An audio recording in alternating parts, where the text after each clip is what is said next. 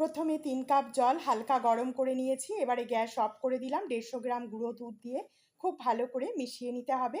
তারপরে দিয়ে দিলাম 2 চামচ গুঁড়ো চিনি আর 2 চামচ কর্নফ্লাওয়ার দিয়ে আবারও খুব ভালো করে মিশিয়ে নেব। এবার 5 থেকে 6 মিনিট রান্না করে নেব।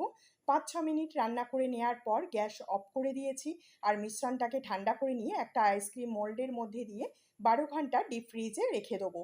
এই দুর্দান্ত গরমে ছোট থেকে বড় আমরা প্রত্যেকেই আইসক্রিম খেতে ভীষণই পছন্দ করি। আর দোকানের মতন দুর্দান্ত স্বাদের আইসক্রিম যদি বাড়িতেই বানিয়ে নেওয়া যায় তাহলে তার থেকে ভালো কিন্তু আর কিছুই হয় না। 12 ঘন্টা পর আইসক্রিম বার করে এনেছি আর একটা জলের পাত্রর মধ্যে আইসক্রিম মোল্ড বসিয়ে দিলাম।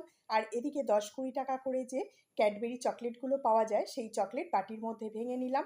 গরম জলে বসিয়ে চকলেটটাকে মেল্ট করে নেব। আজকের ভিডিও ভালো লাগলে ভিডিও লিঙ্কটা বন্ধুদের সঙ্গে শেয়ার করো আর সাবস্ক্রাইব করে চ্যানেলের সাথেই থেকো।